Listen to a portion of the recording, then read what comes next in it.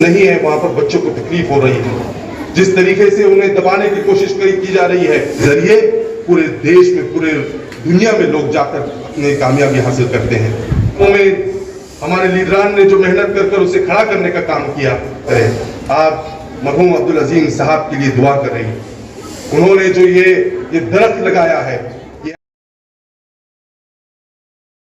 कि आप लोग अपने काम में, अपने तालीम में हिंदुस्तान के मुस्तकबिल को रोशन करने का काम करेंगे।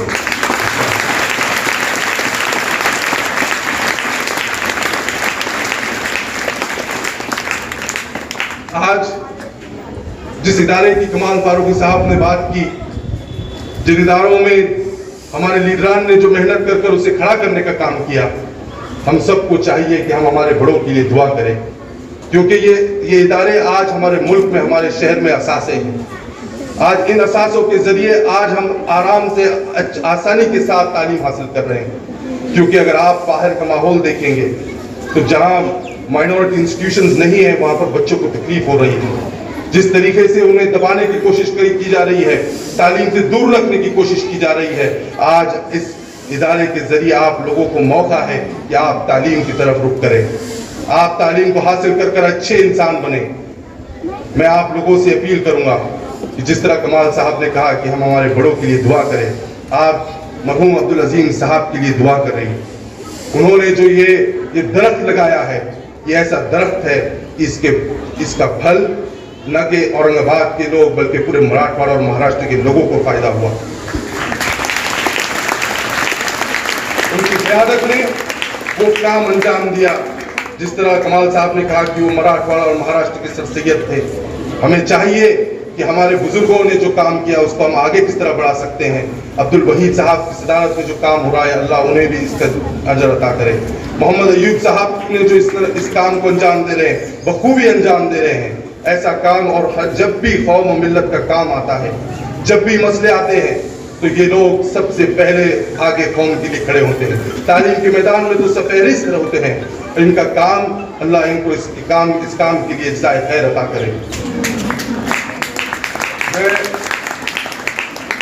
जब तालीम ले रहा था लंदन में, तो मैंने कई बार देखा कि लोग अक्सर पूछा करते थे कि आपके पास तालीम मैदान में किस तरह काम होता है। मैं उन्हें मिसाल देता था हमारे इस इदारे की, अब्दुल वहीद साहब के इस इदारे की, उर्दू एजुकेशन सोसाइटी की, एजेंडा में हमारे उर्दू एजुकेशन सोसाइटी की, हमारे डॉक्टर रफीक ज़करिया साहब के इदारे की। हम उन्हें एग्जाम्पल देते थे कि यहाँ पर बच्चों ने जिस तरीके से जो पढ़ाई ले रहे हैं, जो तालीम हासिल कर रहे हैं, इसके ज़रिए पूरे देश में, पूरे दुनिया में लोग जाकर अपनी कामयाबी हासिल करते हैं। आज हम सबको चाहिए कि हम इन इदारों को किस तरह मजबूत कर सकते हैं, किस तरह साथ दे सकते हैं, इस पर भी काम होने की ज़रूरत है। ये लोग अपना काम कर रहे हैं, लेकिन हम सबको चाहिए, शहर के लोगों को, कि हम इन्हें किस तरह साथ दे सकते हैं, इस पर काम हो। यहाँ पर जो बच्चियाँ बैठी हैं, मैं इनसे अपील करूँगा कि मैंने खुद ने लॉ की पढ़ाई की, आप सबको भी मैं कहूँगा कि आप लोग भी कंसिडर करिए कि आप भी लॉयर बन सकते हैं, जजेस बन सकते हैं, किस तरह आप भी इस मैदान में, इस फील्ड में आ सकते हैं, इस पर गौर करिए। क्योंकि ये वो फील्ड है जो आपको लॉजिकल थिंकिंग, किस तरह आपकी कम्युनिकेशन स्किल्स अच्छे हो सकते हैं, किस तरह आप प्रॉब्लम्स को सॉल्व कर सकते हैं, किस तरह सोसाइटी में हम जो इश्यूज हैं इसको हल कर सकते हैं, इसको समझने के लिए अच्छी तालीम जो आपको लॉयर जो लॉ की स्टडीज जो देती है, वो मेरे हिसाब से दूसरे स्टडीज में आपको इतना एक्सपोजर नहीं मिलता।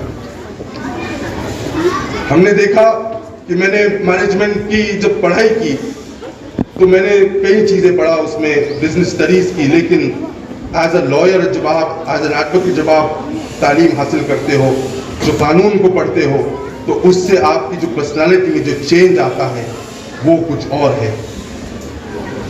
मैं जब हिंदुस्तान का आइन, कॉन्स्टिट्यूशन को पढ़ना शुरू किया तो मैंने आर्टिकल 25 पढ़ा, जो आपको याद देता है कि आप आपके मज़हब को, आपके कस्टम्स को, आपके कल्चर को किस तरह प्रोटेक्ट कर सकते हैं, किस तरह उसे फॉलो कर सकते हैं।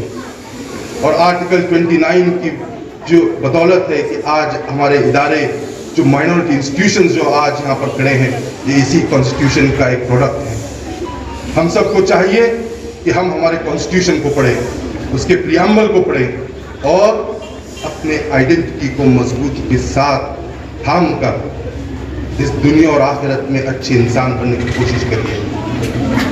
آج ہم دیکھتے ہیں کہ حجاب کے معاملے میں کئی باتیں ہوتی ہیں، آئیڈینٹی کے اوپر سوال کیا جاتا ہے۔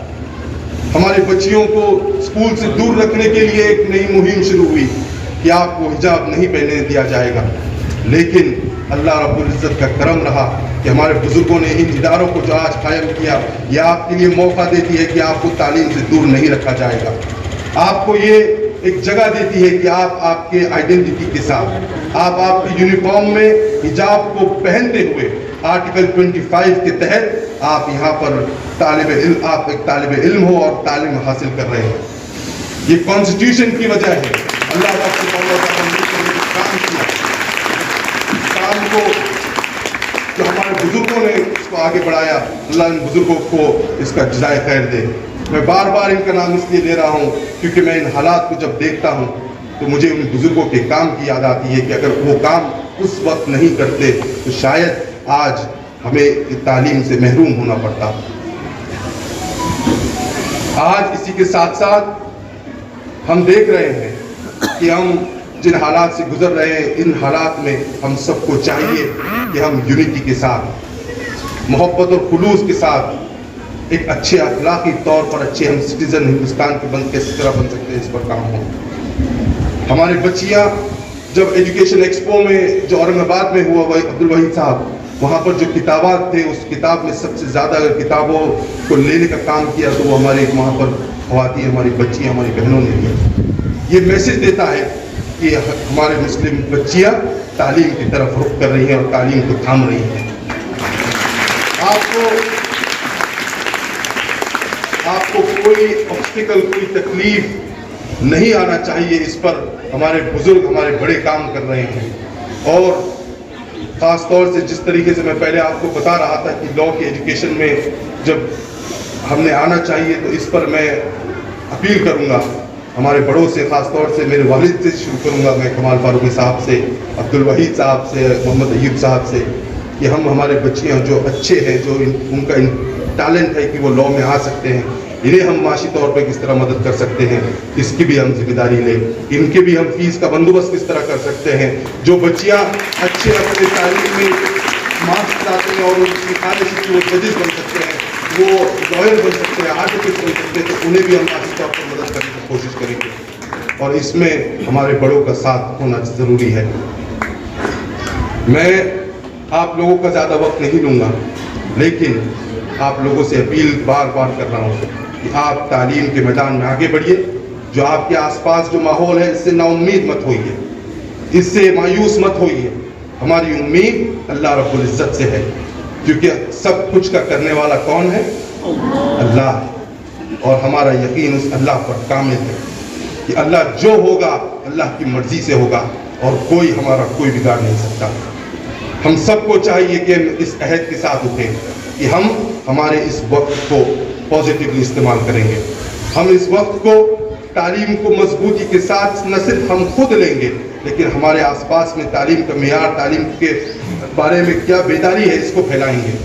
آپ سب مسلمانوں کے ایمبیسڈرز ہیں، آپ سب ہندوستان کے ایمبیسڈرز ہیں، آپ پہ ذمہ داریاں بہت ہیں، اور خاص طور پر یہاں پر زیادہ بچیاں، زیادہ خواتین ہیں۔ بچے کا، کوئی بھی بچے کا اصل مدرسہ، اصل تعلیم وہ لیتا ہے اپنی ماں کی گود سے۔ تو آپ لوگ کے پر جو ذمہ داری دی اللہ تعالیٰ نے آپ کو، جو درجہ آپ کا جو سب سے زیادہ رکھا، وہ کچھ اس کے پیچھے وجہ رہی۔ آپ لوگ جو کام انجام دے سکتے ہو، وہ بحیثیت آدمی وہ کام نہیں کر سکتا۔ میری ماں نے جو مجھے تعلیمات دی، اسی کی وجہ ہے کہ آج میرے اپنی زندگی میں کامیاب ہو سکا۔ جو ہماری بہن، جو جس طرح میں نے پہلے کہا آپ لوگوں کو کہ خواتینوں کا جو رول ہوتا ہے وہ بہت اہم کردار ادا کرتے ہیں۔ اس رول کو دھیان میں رکھتے ہوئے، ایک اچھی ذمہ داری کو دھیان میں رکھتے ہوئے آپ کو کام کرنا ہے اور عہد کرنا ہے کہ ہم ہندوستان کو مضبوط کس طرح کریں گے۔ میں آپ لوگوں کا زیادہ وقت نہیں لوں گا، آخر میں ایک ہی ریکویسٹ کروں گا کہ آپ لوگ میرے لیے بھی دعا کریں کہ اللہ میرے ذریعے قوم اور ملت کے لیے، اس ملک کے لیے اچھا کام لے. اور ہمارے بزرگوں کے لیے میں پھر سے اپیل کروں گا کہ ان کے لیے دعا کریے. ہمارے یہاں پر عبدالوحید صاحب، محمد ایوب صاحب اور تمام لوگ جو کام کر رہے ہیں یہ قابل مبارکباد ہیں. اور اسی کے ساتھ میں اپنی جگہ لیتا ہوں. خدا حافظ. جے ہند.